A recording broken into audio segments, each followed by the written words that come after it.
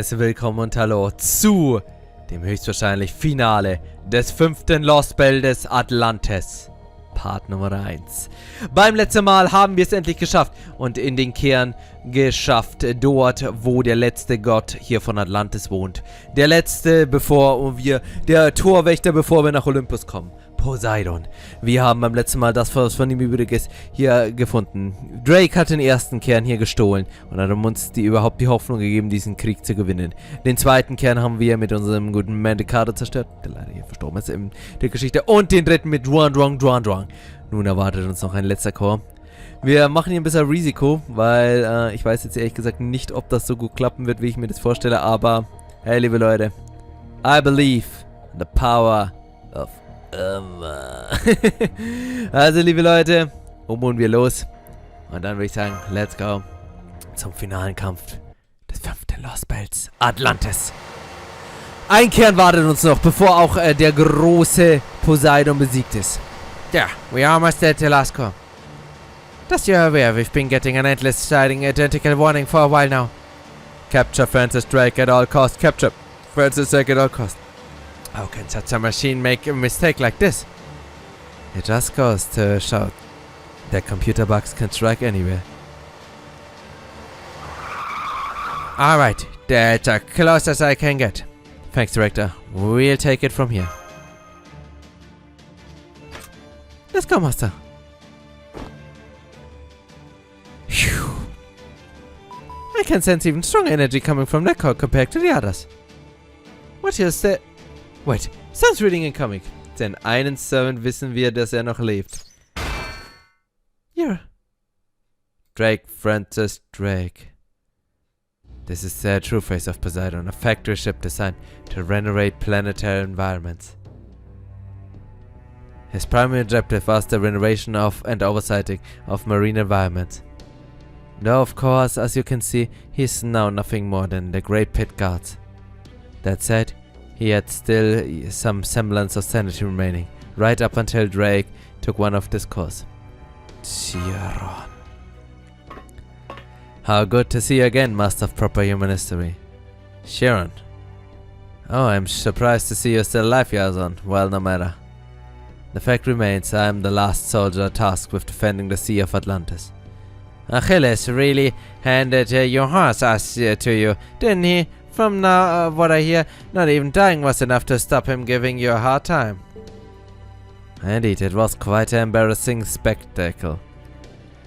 Regardless, this is still the last bastion of between you and Olympus. Neither of us have the luxury of turning back now, even if we wish to. And while we are on the subject, let us not forget that I killed Achilles, and you, Lord, killed Odysseus. So what? You're saying we are even now? Hardly. I'm saying that any chance we may have had for a peaceful recollection is long gone. I am Chiron. I swore to my comrade Odysseus that I would defend Atlantis with my life. Now come at me if you dare! Well said, then let's settle this once and for all. Good luck, you two. Yazon? I'm rooting for you. That'll have to be enough. That's good enough for me. Right, sorry about that, Captain Yazon. I understand the situation now. Don't worry, we can handle this. Between Master, Maxi, and myself. We are ready and willing to bring this Atlantis campaign to an end. Have it you. Und es ist Zeit für den letzten Kampf. Für den Grand Battle des 5. Lostbelt. Der Kampf gegen den finalen Kern von Poseidon sowie den Servant Chiron.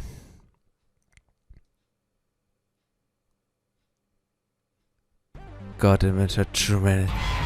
Poseidon. Das ist immer so ein kleiner Ruckler, wenn er auftaucht.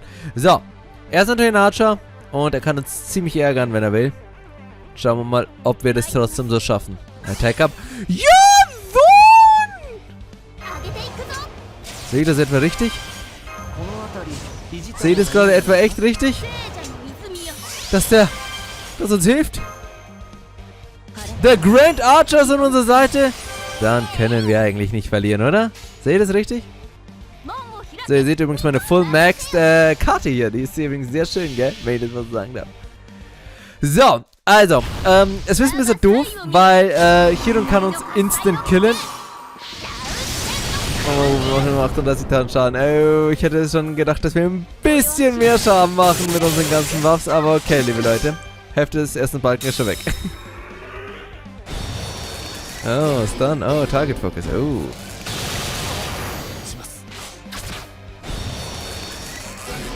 Alter. So, das ist in dem Fall nicht unbedingt schlecht. Hätte ich Defense Buffs. Er kann jetzt auch nichts machen, oder? Pff, ja, heilen wir ihn, komm. Bringt ziemlich wenig, sowas mit ihm zu machen. So, dann... So, er macht wieder 2 Balken. Das ist natürlich ziemlich unschön.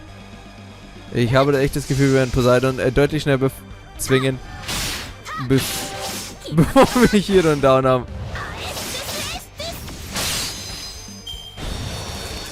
Okay, Invincible. Oh, I see bad things incoming. I see bad things incoming. Ja, jetzt ist die goldene Frage. Was machen wir? Ist es ein Invincible? 3 Turns, 2 Time left. Tja, wir könnten ihn angreifen. Ich denke, das werden wir auch machen. Ich verliere aber dadurch MP.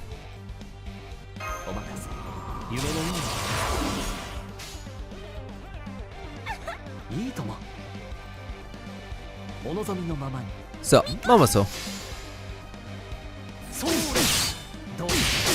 Ich könnte ihn locker breaken mit einem von Neros MP. Also jetzt schauen wir erstmal. So. Das große Problem wird... remove Debuffs. Das ist sehr schön. So, das große Problem bist nämlich du, mein Freund hier. So, und wie wir dich down bekommen, das steht noch auf einem ganz anderen Stern. So. Chiron, wie gesagt, entfernt er mit all seinen Skills Master Buff Removal. Und das könnte unser Tod instant sein. Wenn er das auf Nero macht. Ich habe zwar das Guts, das dürfte nicht, also ich glaube, das zählt nicht mit dem Entfernen. Aber sonst kann er alles machen. Die 10.000, die er die hielt, die sind echt unschön, Mann. So, gut. Setzen wir es ein. Und dann können wir nur hoffen, dass er nicht auf Nero geht.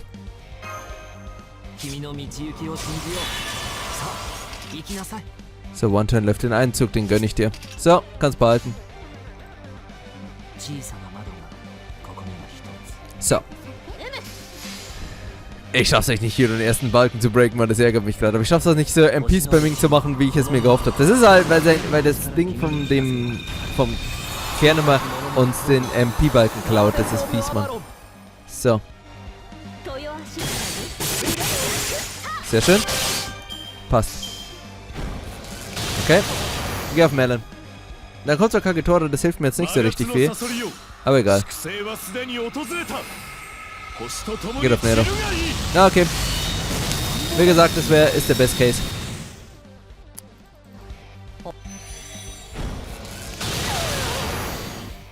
So, naja, relativ Best Case. Relativ, sage ich jetzt einfach mal. So, Yason, I say thank you very much. So, der Defense Up ist wichtig. So, next Turn ist das. Das. Und das auf Nero. Und danach kommt Waver rein. Das ist alles, wie gesagt, wunderschön flutscht das hier alles. Den Skill-Cooldown danach schön. Und für den Fall der Fälle, weil wie gesagt, Chiron ist ja im Endeffekt das größere Problem, machen wir hier noch eine Arztkarte mit Kagetora. Nero sollte es, ich glaube, ohne größere Probleme schaffen, jetzt hier den Kern zu breaken. Der wird seinen Piras hauen, damit Temi leider töten. Ich weiß gar nicht, wir hätten sie wahrscheinlich retten können, aber das ist jetzt auch nicht so schlimm. Genau, Temi macht jetzt hier einen Skill. Cooldown auf alles. Ah, verdammt, wir hätten ja das erste Skill einsetzen sollen eigentlich. Ja, die MP-Batterie tut uns gut. So, und Kagetora einfach nur zum MP aufladen. Zack, passt. So.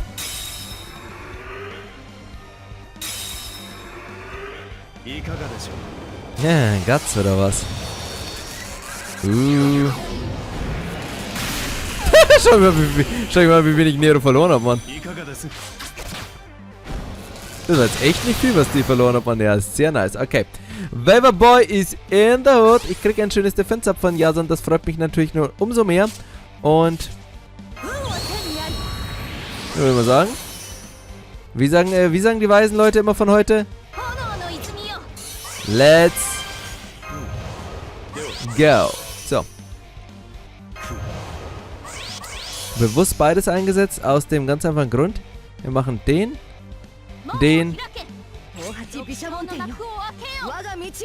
So, ja, passt schon. So. Ich denke, wir hätten eine Kagetora-Karte machen sollen, aber ich weiß nicht, Kagetora könnte es auch locker managen. Weil das Schöne ist, Nero hat ja einen richtig schlechten Overcharge mit ihrem Defense Down. Weil du kannst es halt wirklich nur in einer Chain machen, aber in dem Fall lohnt es sich. Wir hätten natürlich hier eine Kagetora-Karte machen sollen, aber egal. Sick! Geniert wurdest du, mein Freund. So. Passt! Jetzt macht er schon wieder sein dummes Invincible. Jetzt macht er seine Evade. Langsam wird's unlustig, meine Freunde. Langsam wird's unlustig. Also, thank you, Jason. Thank you very much. So schön viele Buffs und ich kann sie alle nicht mal einsetzen gleich.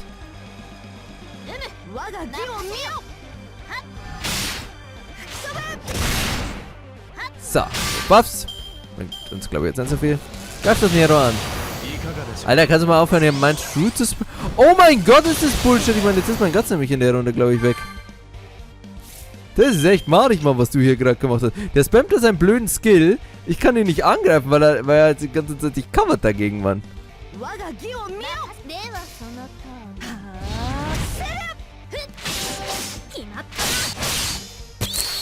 So, hier, und du stehst allein da, mein Freund. Greif mir ran, komm. Greif sie an.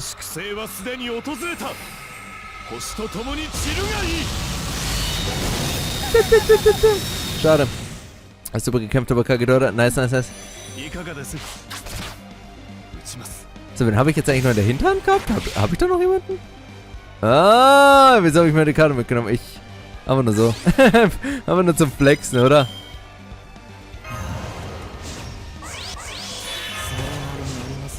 So, aber ein schöner Attack-Up.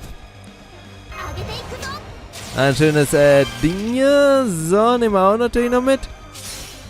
So, und nächste Runde gehen dann die Buffs wieder an. Jetzt mit einem zweiten Defense-Up werden wir das definitiv nicht schaffen. Aber who cares, liebe Leute. Schöner Fight, Mann. Nero hat hier offiziell gesagt, Class Advantages. Das ist was gegen den Weg des Umus geht. Und wenn wir eins wissen, dann, dass wir Umu sind. So, ich dachte, er spammt mir schon wieder die ganze Zeit die Welt, Mann. So. Ah.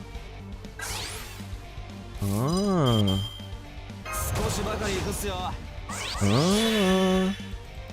Meine Karte, es tut mir zwar sehr leid. Ach, nee, eigentlich will ich meine Karte nicht sterben lassen. Aber ausnahmsweise können wir seinen Skill sehr gut nutzen. Na, aber das brauchen wir nicht, liebe Leute. It's time for the So, fast hätten wir meine Karte eingesetzt. Aber Leute, wieso flieht er? Und gib mir übrigens Kurs, nicht Kurs, diese... Yeah! Oh, Leute! Ihr wisst, was das heißt. Zweiten Skill von Mandikado. Zweiten Skill von Mandikado auf 9. Und den mittleren müssen wir nicht unbedingt auf 9 bringen. Leute, ich denke, das war unser finaler Kampf. Und jetzt war's das von Chiron. Und natürlich auch Poseidon.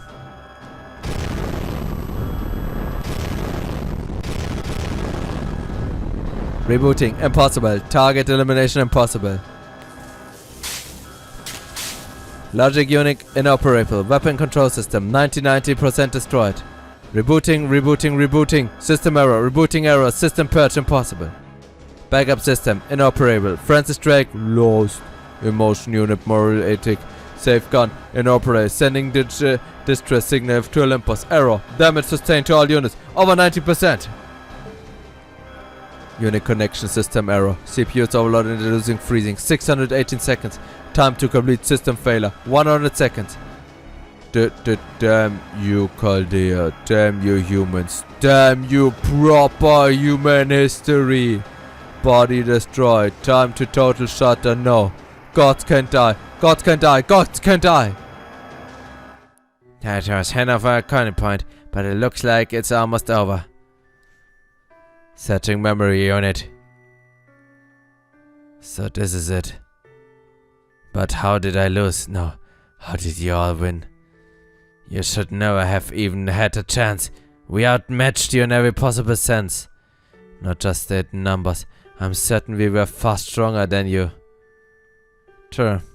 I get where you're coming from. I can't speak for the others times, but while Heracles might have taken the cerberus and its own this time, the rest of the servants never could have beaten them without ganging up and fighting them all at once. Even Achilles wasn't at his best thanks to his heel being shot. I'd say Orion was the closest thing we had to a decent fighter. That only makes this question more urgent. How did you do it? That's the thing, Chiron. There's no clear answer to that question. All we had going for was our will to succeed. We were determined to win no matter what, and we swore to keep on going even if our things seemed hopeless. A lot, on that other hand, had everything going for you. It was almost like you'd been preparing for a wholly different enemy that showed up at some point. And above all, you had the peace of mind of knowing you were on the side of the gods. From where I stand, I'd say that was your side's biggest failing. I'm not sure about it, but I suppose it is only one way of thinking about the issue. I see, you're still just as much of a sore loser as ever. Super Gordy? Harry, we just got a transmission from Nemo. That was a great frontline operation. Well done, all of you. But I'm afraid the celebration will have to wait. As I suspected, Poseidon's whole body is starting to break down now that his cores have all been destroyed. So I need to get back to the stormwater as soon as possible. I'll back and wait for you as long as I can. Understood. Let's hurry, Master. You too, Jason. Oh, no thanks. I'm good here. Besides, exhausted. Jason? Was hätte ich so für Schwachsinn? Captain! Are you sure? Yeah, I'm sure. The next time you summon me, make sure it's nothing like this whole mess. I'm seriously exhausted. I'm never doing this kind of thing ever again. Go on, get out of here. Let me get some rest already. Jason! Red nicht so ein Schmarrn. What? Can you let go of me now? Besides, you have a boat to catch. Thank you. Thank you for everything, Captain. Will you stop it already? I've had more than enough praise for one materialization. Go on, show. Ja, so. Master? See you again someday. Wieso?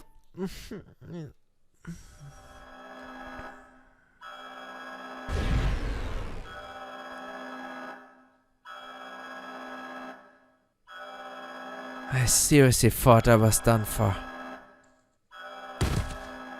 I never would have guessed that you were even closer to death than I am. How did you fool everyone? Some stupid woman sent me a useless mystic card that's only good for making you look like something you're not. Well, I guess it did turn out to be more useful than I expected. Is that what you used when you were devising your plan of attack? Sure was. I bet it made me look like a really accomplished tactician to them too. Heh, they had no idea I was actually sweating bullets the entire time. I see. Fascinating. I never knew that heroes who refuse to rely on the gods require such desperate measures to maintain their reputation. Just up and them die already, would you? No, while death would certainly be a merciful release from this pain, I've already suffered enough defeat. So I think it would be much more interesting to see teach me, your obstinate teacher in proper human history, a few things before we disappear. Ha! And yeah, I thought you didn't have a sense of humor. I still have trouble convincing of a world devoid of gods. Are humans truly able to survive in such a world? Sure they are. Yes, I've thought them a whole bunch of things about living life without any gods. Not that I remembered more than half of them back when I was alive.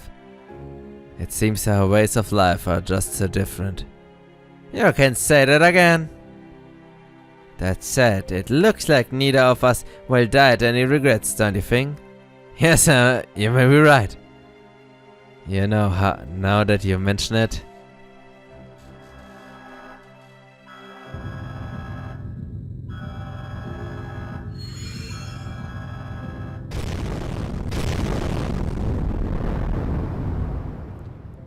Ich hätte es niemals geglaubt. Dieser Trottel, dieser Idiot, dieser Versager, dieser verdammt unglaublich schwache Ein-Sterne-Saver ist einer der größten Helden, die die Menschheit jemals hatte. Und hier wirklich haben wir es gesehen, liebe Leute. Poseidon ist bezwungen. Und der Weg zu Olympus, der auf Leichen hier, den wir bestiegen haben, öffnet sich uns nun. Und nun ist es Zeit, den Lostbelt hier nicht abzuschließen, sondern erst mit dem wahren Kampf anzufangen.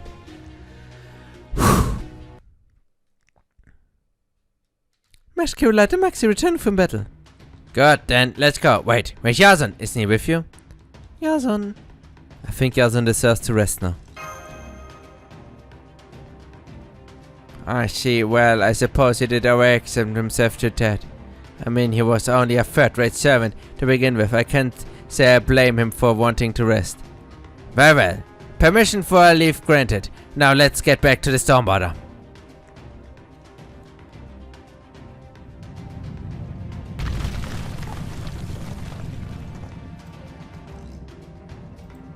Come on now. Come on! There, I see it. I got you there. Keep her heading right into the Stormborder docking bay.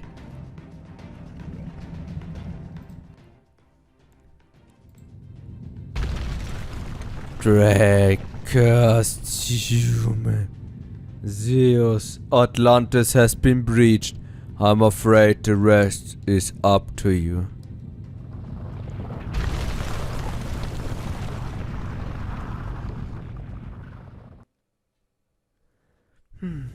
Alright, let's go. I know we've lost a lot of good servants, but we still have got some valuable. We've made it this far alive. Quite so.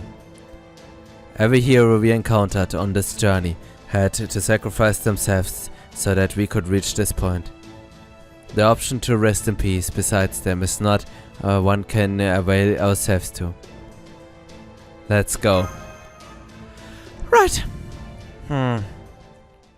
Is it just me, or is there an odd sound coming from the ceiling in addition to the floor shaking? Oh, I've got a bad feeling about this.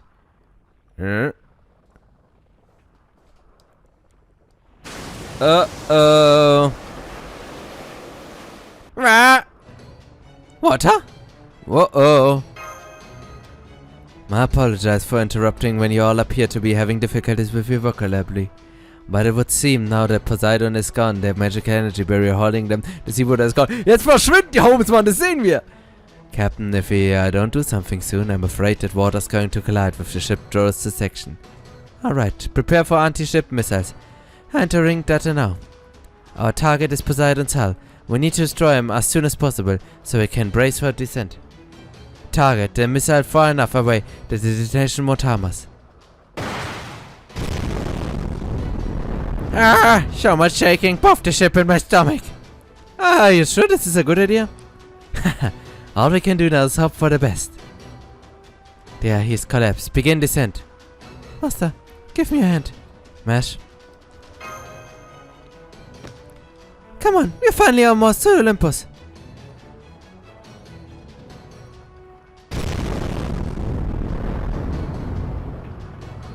Ah, we are falling! I don't wanna die! Don't worry, nobody's going to die. While this might hurt enough for you to wish you're dead. That's not reassuring at all!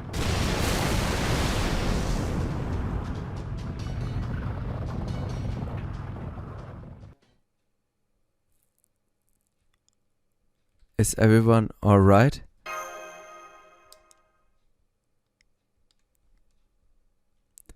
I'm okay. All hands, status report. This is the engine room. Of course we're okay. I'm the running the joint, remember? Professor here, everyone in the second division is fine too. Though I did bump my head something fierce. Hi there, this is the lovely luck down the cafeteria. Everyone's yummy food is still nice and yummy.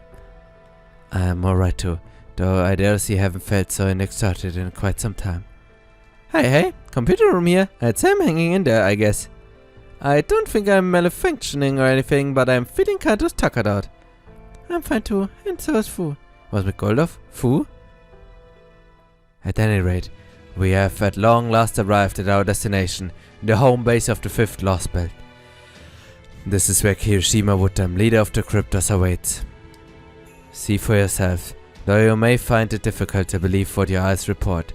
He's so shocked he fainted. Not that I can blame him. It really does feel like we've wandered into a land of the gods. So this is the interstellar mountain city. Olympus.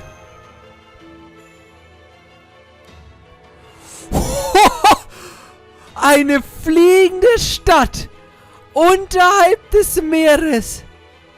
Und dort ist der wahre Baum.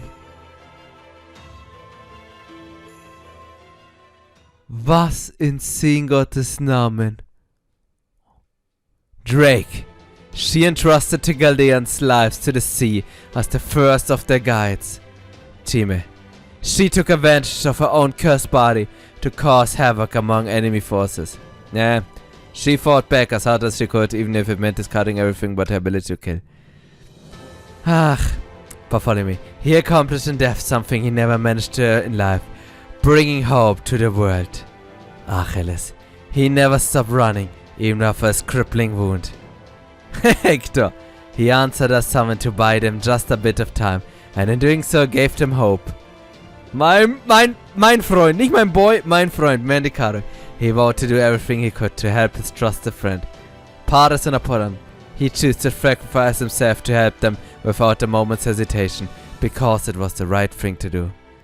The Grand Archer Orion. He loved the moon and brought her down to save her. Und der große Kapitän Yasan. He saw everything, fought for everything, and saw everyone off when he was... Oh mein Gott, Mann, ja, so Mann. And in the wake of all their great deeds, there's now nothing and no one left in the sea.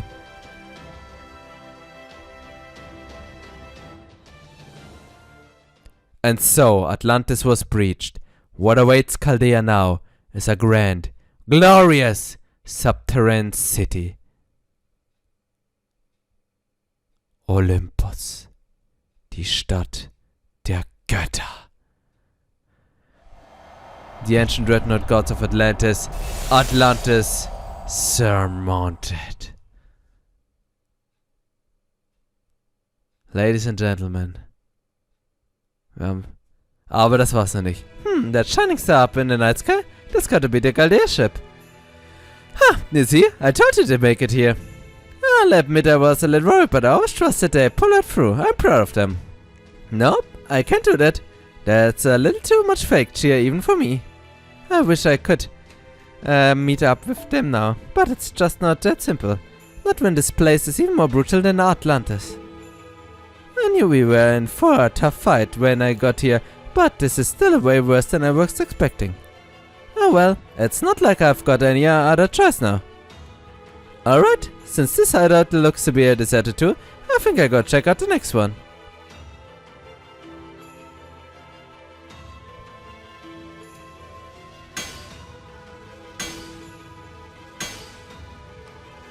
Muramasa. Magnificent. Ha, stop that. You might not be from country, but you're still a god of the forge. It's embarrassing having you judge my work. Hey, Phaistos, der ist doch tot. That spirit of yours, what is so magnificent. A true blacksmith transcends good and evil. All they seek is to create. I wouldn't know anything about that. Alright, I know is... Now that I've been summoned, I've gotta make what the customers want. Even if what I make ends up being used to destroy my own world. Are you unhappy about that? Does it matter? I've got a job to do as a servant, so that's what I'm gonna do. End of story. Besides, you've got your own troubles to worry about. It's not like you planned on my cutting you down being the catalyst that got your back in working out after all. I was originally going to be destroyed, Muramasa, and you protected me. My Atlantis self-logic leads to him siding with proper human history. Now I'm choosing to side with Olympus. But even so, I would still like your help. Fine, long as it's something I can do.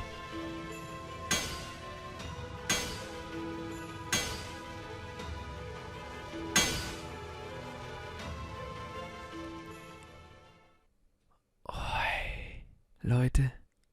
Und als Belohnung, zum großen Abschluss, nach einem opferreichen Kampf gibt es nochmal Fragment of the Twinkling Stars.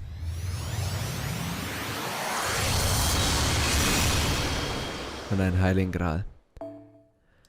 Und Leute, damit haben wir es geschafft. Wir haben Atlantis bezwungen. Und natürlich auf großen Kosten.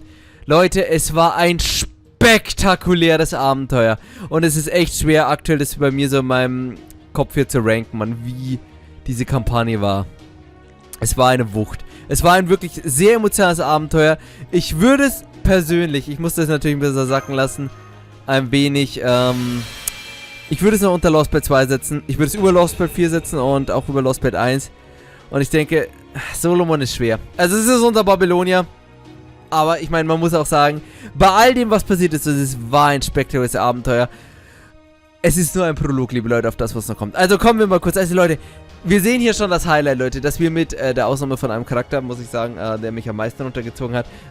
Vielleicht, nein, also, wir haben schon viele coole Casts in Fake Run Order, aber ich sage, das war außer Amerika der beste, also vor Amerika, das beste Team, was wir jemals hatten. Den besten Cast an Charakteren, den wir jemals hatten. Es war wirklich eine spektakuläre Reise. Und Leute, ich sage immer wieder, das Long-Time Storybuilding, alles läuft auf das raus. Und egal, was mit Lostbelt 6 und auch 7 kommt, es kann nicht so gut sein. Lostbelt 6 wurde auch viel angeteasert, aber nicht so wie das. Nicht so wie Woodtime, nicht so wie alles, was hier kommt, Mann. Und, ja, es hat dich enttäuscht, liebe Leute. Erstmal kommst du in diese Welt, du hast eine Armada an Gegnern, die dich wirklich platt machen. Und du merkst wirklich, Leute, es ist nicht so dieses heldenhafte, okay, nein, Leute, wir werden einfach gejagt und wir sind auch gejagt, Mann. Und irgendwie schaffen wir es, aber durch eisernen Willen schaffen wir es, hier weiterzukommen. Und es gibt nicht einen interessanten Charakter, also wie ist er noch, Fifi oder so, diesen Charakter. Wir haben normalerweise mal einen menschlichen Charakter, der in dieser Welt lebt, der interessant ist. Den hatten wir ja nicht, weil das war nur der eine Call, der sich bis er verguckt hat. Also es ist kein Arsch, es ist auch ganz sicher kein Paxi und es ist nicht meine Gerda gewesen, aber trotzdem. Die Welt war saumäßig interessant und trotzdem, es war eine, ich sage jetzt mal vielleicht eine der besten Welten, die wir bis jetzt getroffen haben, auch wenn wir am Ende gesehen haben, wie pervers und furchtbar das doch am Ende war. Doch was bleibt und was die Welt hier vielleicht besser aufgegeben hat, indem sie halt äußerliche Charaktere zeichnen, war einfach, dass es Charakteren, die bis dato keine Rolle gespielt haben, die bis jetzt in einigen Side-Singularitäten gekommen sind oder halt kleine Rollen geben, eine tolle Rolle gegeben hat. Es ist so derbe fantastisch gewesen, was wir hier rausgeholt haben aus unseren Charakteren. Es war so ein cooler Cast, also wie gesagt, okay, also machen wir es ganz kurz. Ich mag Chaldea nicht mit. Ich fand sie vom Design, fand ich sie immer gut, aber Leute, während der Kampagne ist sie mir echt auf die Nerven gegangen. Am Anfang war es ja noch Kassett mit ihm, ich kann nichts und Ding, aber Leute, am Ende war es einfach nur dumm. Dann hat sie am Ende noch gelangweilt und ich hätte die Tears genommen, hätte ich einfach John O'Ryan gegeben und dann wäre er vielleicht nicht gestorben, aber nun gut, lieber. Ist ja nur der Grand Archer, brauchen wir ja nicht. Genau, dafür haben wir Chaldea, die, also, wieso ich sie wirklich jetzt mag, ist, ich meine, das hätte ich ja noch alles genommen, das war eine schöne Szene, aber Leute, ihr Tod war ganz jetzt auf dumm. Der war richtig dumm. Und es hat uns wirklich einen der super coolen Antagonisten gemacht. Ich meine, Odysseus vom Design war ja so badass, Mann. Ich habe mich echt in den Typen verliebt, Mann, weil diese coole Rüstung, Mann. Ich freue mich nächstes Jahr auf Dinge. Und dann kommt sie einfach von den Stichen zu Mob. Ich habe jetzt nicht einen Kampf erwartet, weil es ist ja noch kein Zeugen, aber irgendwas, ich meine, ganz ernsthaft, der Typ hat uns so fertig gemacht, Mann. Und dann zweimal von hinten wieder abgestochen und er ist tot, Mann. Wie scheiße ist das dann, Mann? Deswegen ist Chaldea bei mir ganz unten, Mann. Also, Entschuldigung. Es war aber auch hier definitiv die Waifu-Order. Man sieht es ja auch hier. Noch ein kleiner Kritikpunkt, Chime. Sehr süße kleine Ding. Hatte hier eine schöne Rolle gehabt. Das war so nett, wo sie da und das erste Mal so aus der Erde von unten angreift. Seht ihr, ich habe sie erst gar nicht gesehen. Da unten ist sie ganz klein. Das finde ich voll schade. Die hätte hier vor sein können. Chaldea, weil sie nicht irgendwo im Wasser stecken sollen. Ja, und ansonsten, wie gesagt, Orions, hier das Boot mit seiner alten Liebe war eine tolle Sache. Und Kadoc, der Typ, Mann, der taugt mir so hart, Mann. Wie gesagt, dieses Social Awkward, Mann, wo die ganze Zeit so, nein, ich mag eigentlich nicht. Okay, ja, gut, dann. Irgendwie macht man das dann schon. Ja, gut, okay, dann. Und es ist so mega sympathisch, Mann. War voll mir, der leider nicht ganz so viel Screentime hatte, aber trotzdem cool war. Drake natürlich immer wieder sympathisch, Mann. Und Paris, den ich nicht gemocht habe. Auch, also wie gesagt, ich mag ihn vom Design, aber ich mag ihn nicht vom Charakter. Hat mein Boy Achilles gedacht. Achilles hat ihn verziehen, oder mehr oder weniger akzeptiert er da. Und am Ende haut er auch hier heroische Sachen gesagt. Selbst Hector ist bei mir nach oben gegangen durch seinen einen Sitz.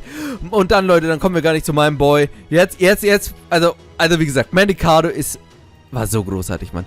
Wie gesagt, ich hätte mir noch ein bisschen mehr Screentime gehabt, von ihm gewünscht. Also, aber wirklich die Szenen, die wir mit dem hatten, die waren so schön. Dann hatten wir Achilles.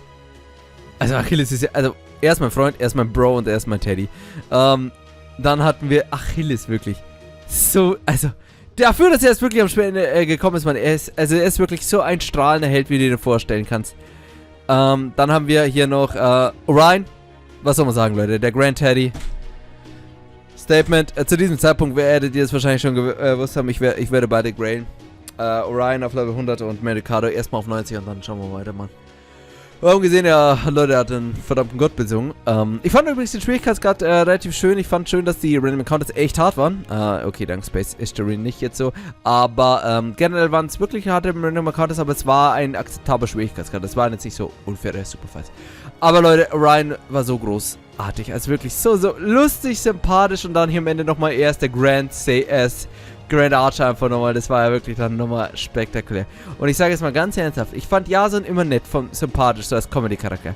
Aber am Ende war er wirklich einer der größten Helden. Wie er es geschafft hat, aus diesem Team von seltsamen Leuten wirklich eine Einheit zu machen, war fantastisch. Jetzt lesen wir nochmal den Text.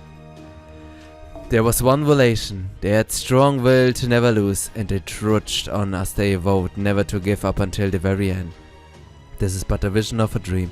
A world that would never be possible, where a group of heroes who didn't rely on gods and never once left their vessel.